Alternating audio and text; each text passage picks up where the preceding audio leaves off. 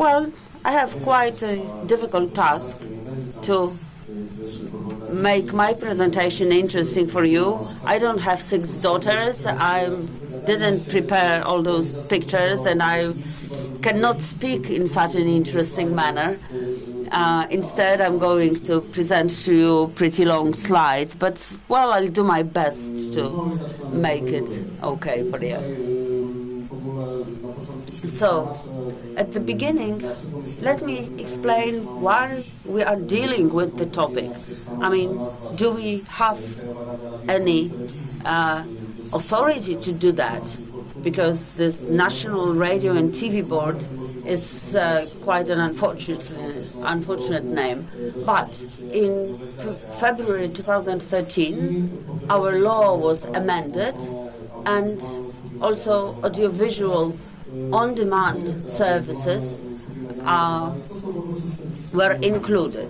These are VOD services, virtual rentals of videos where you can see given material at any time the viewer wants to see them.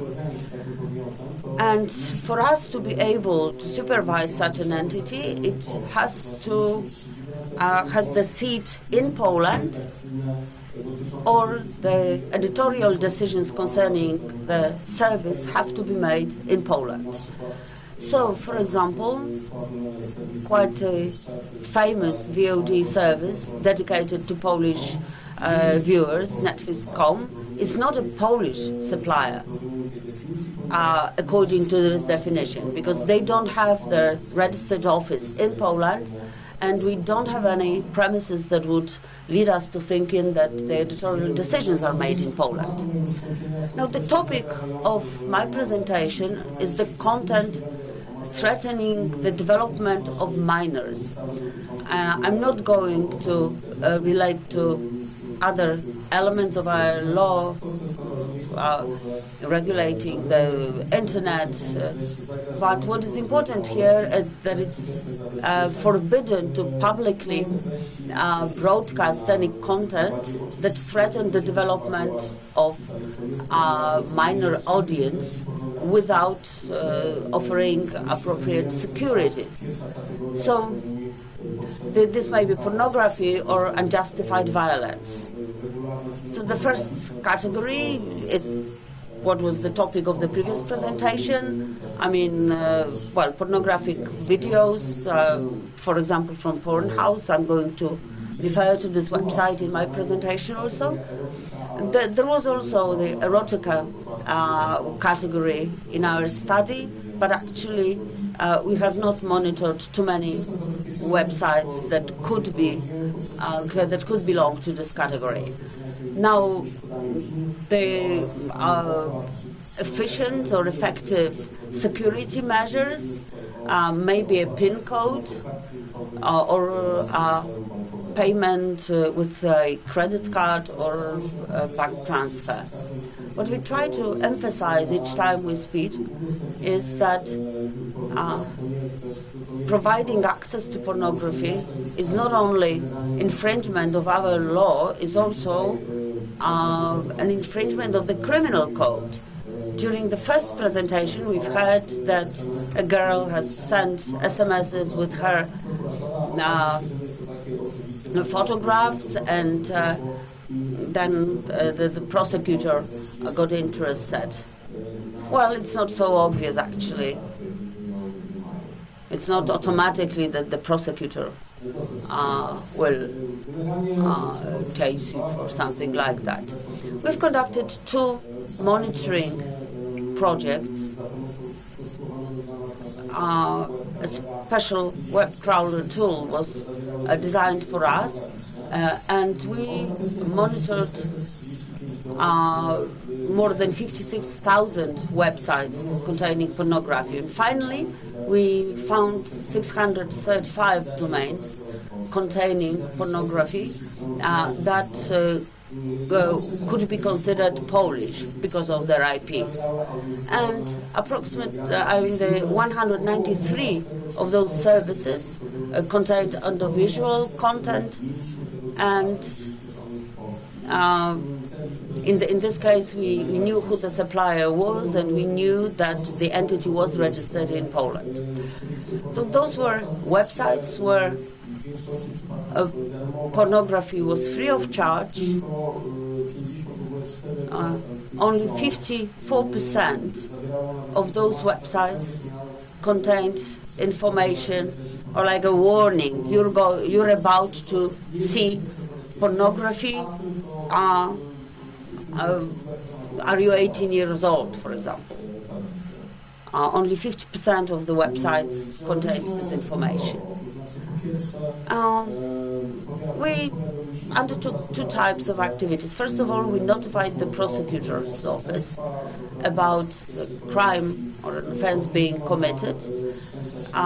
The prosecutor's office refused an investigation to be initiated, saying that that was not a crime in their opinion. But we appealed against that decision. So the investigation was initiated, but then it was closed. So we tried to reinitiate it. Well, now the investigation is continuing. The second activity was for the chairman of our board.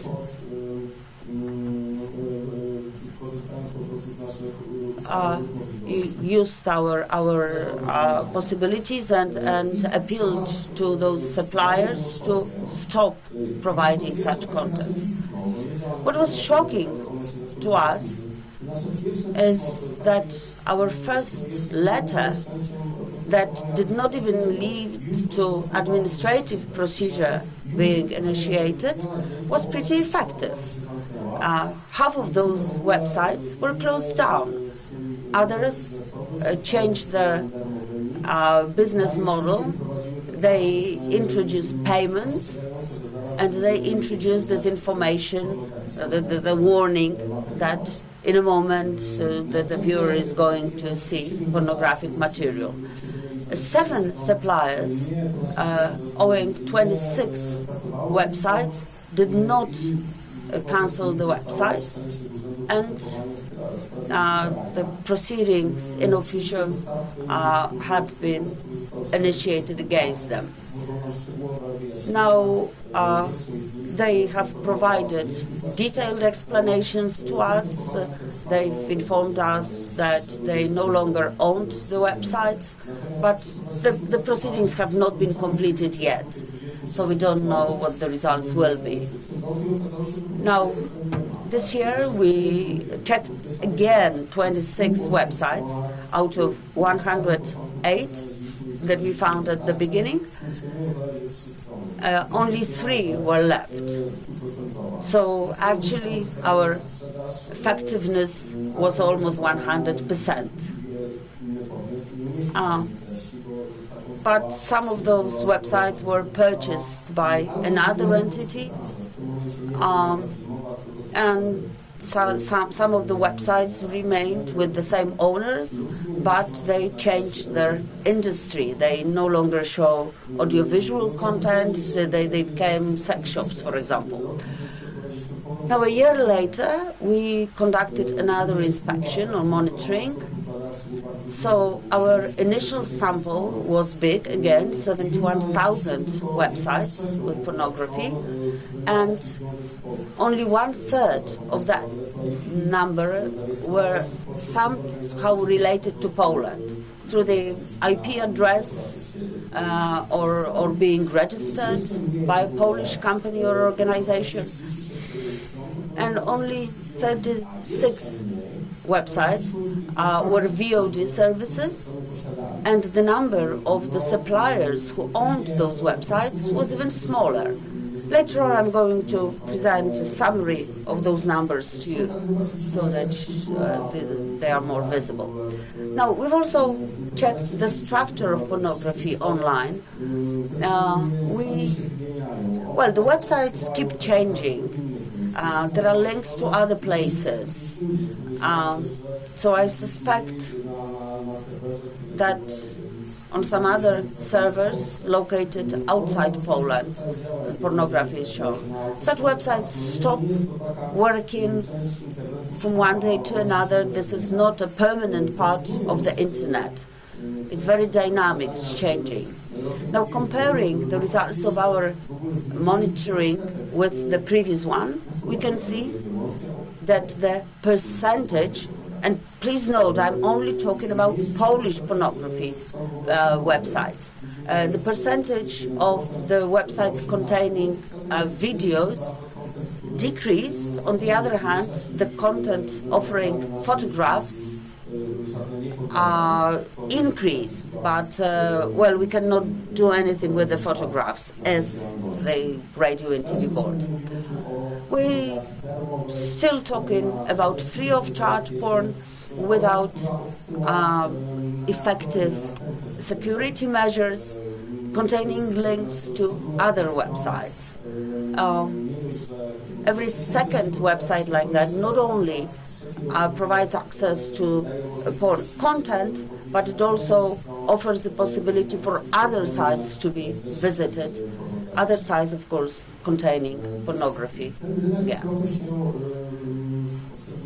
Now, what you can see that the market has become a little bit fragmented. In the previous years, the majority of the content belonged to 3 or 4 suppliers. I mean, the largest suppliers had several dozen websites like that with a similar layout, etc., etc. Maybe such a supplier could buy a website, etc. So it's changing. The market is more and more fragmented. I mean, the repeated crime is not a frequent phenomenon. So it's not that we cut off the head of the beast and now it's growing another head. There are the 3 web services which keep functioning, as I've mentioned.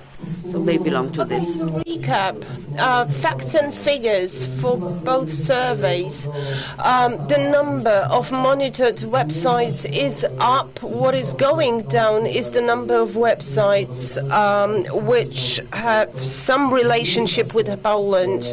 Also, a drastic decrease has been observed in the number of websites which offer pornographic content and where the provider is from Poland.